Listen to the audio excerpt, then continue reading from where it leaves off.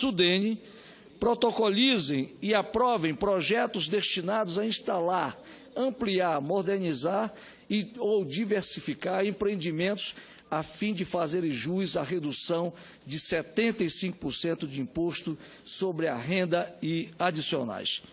Por último, senhor presidente, eu quero destacar um outro projeto, para mim, muito importante, que institui a ajuda especial de mantença para a família que mantém sob seus cuidados pessoas com mais de 70 anos de idade.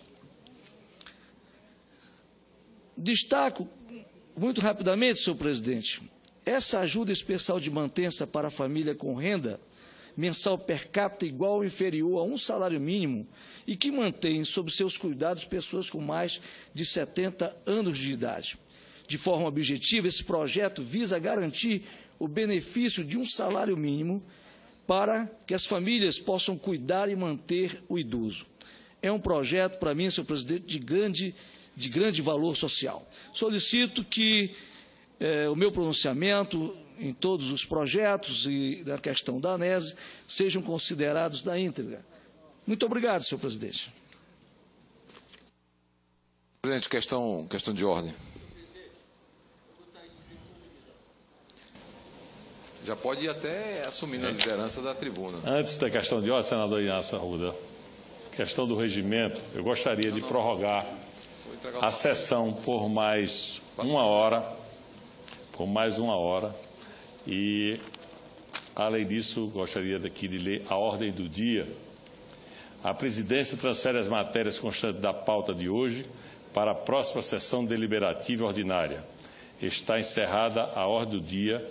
Volta-se à lista de oradores. Agora, tem um requerimento aqui também para ser votado e gostaria de colocar em votação. Em votação, o requerimento número 800 de 2010 do senador Antônio Carlos Magalhães Júnior, lido anteriormente, solicitando licença para se ausentar dos trabalhos da Casa no dia 13 e 14 de setembro do corrente ano, a fim de participar das audiências públicas sobre o projeto do novo Código Civil das cidades de Salvador, Bahia e Rio de Janeiro. As senhoras e senhores senadores que aprovam, permaneçam como se encontram. Aprovado.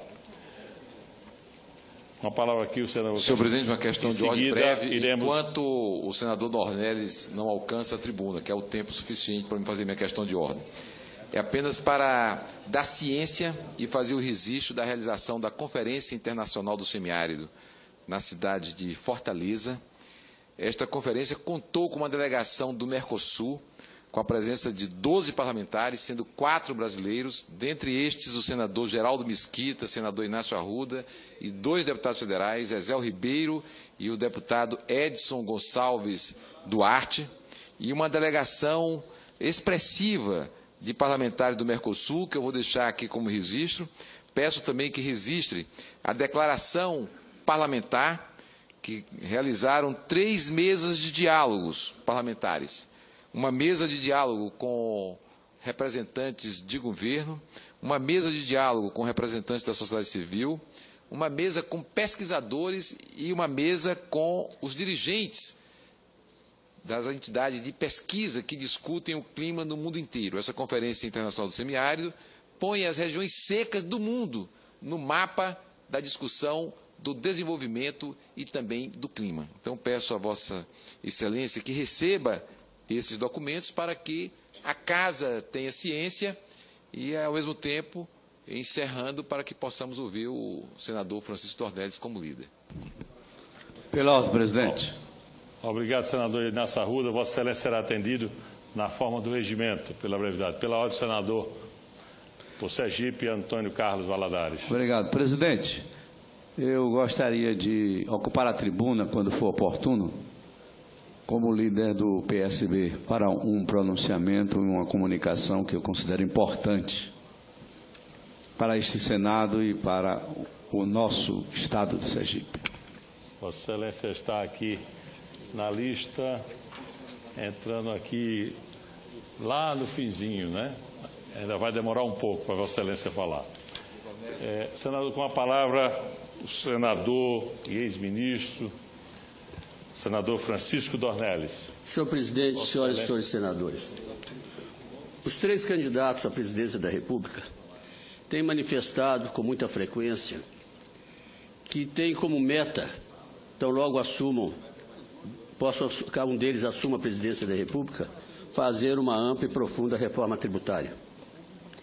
Hoje no Brasil, nós temos pessoas altamente qualificadas, técnicos de maior gabarito, que podem redigir um projeto de reforma do sistema tributário, obedecendo todos os princípios básicos dessa área, ou seja, com simplicidade, com progressividade, com seletividade, com desburocratização.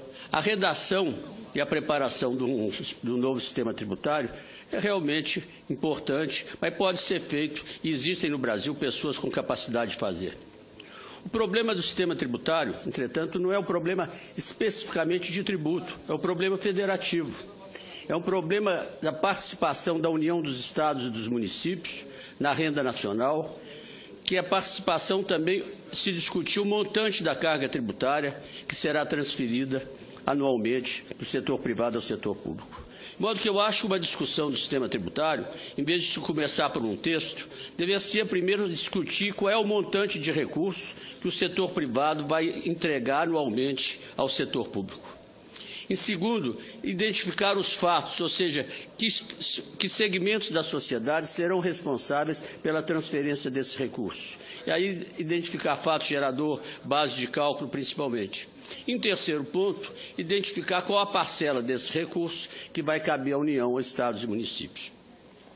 Essa reforma tributária, que envolve aspectos federativos, é bastante complexa. É muito mais difícil do que muitas vezes tenha sido apresentada à sociedade.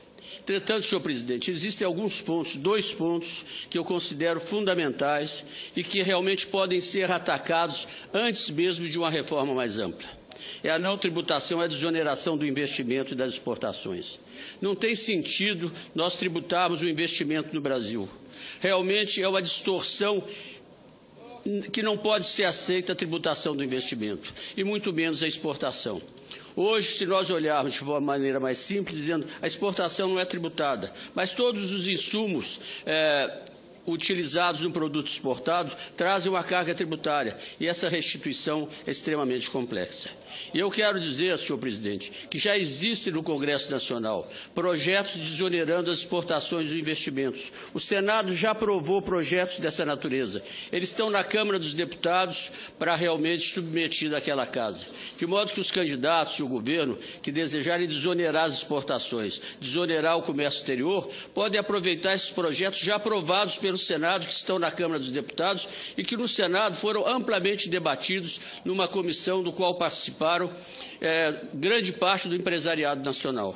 De modo que eu faço um apelo aos candidatos à presidência da República que, antes de envolverem nessa reforma tributária ampla, passam e aproveitem esses projetos que o Senado já aprovou e que, de imediato, venham desonerar os investimentos e a exportação, porque esses são os pontos que, no momento de maior gargalo e que mais atinge o sistema econômico e financeiro do país. Muito obrigado, senhor presidente. Obrigado, senador Dornelles. E agora fazer uso da palavra o senador Bellini Moira, senador de Santa Catarina. Fazer uso da palavra por 10 minutos, como orador inscrito. Muito obrigado. Farei meus 5 minutos. Senhor presidente, senhores senadores, público presente, ouvintes da Rádio Senado, telespectadores da TV Senado, eu não vou precisar de tanto tempo, não, até tem vários outros colegas aguardando também para fazer a sua fala, eu vou procurar ser bastante breve. A minha vinda aqui, senhor presidente, é para falar de uma coisa que eu estou muito feliz que aconteceu hoje de manhã aqui no Senado, que é a nossa audiência pública, que tratou das universidades comunitárias. A audiência pública que aconteceu na Comissão de Educação, Cultura e Esporte. Eu quero parabenizar a senadora Fátima Cleide, pela sua maioria.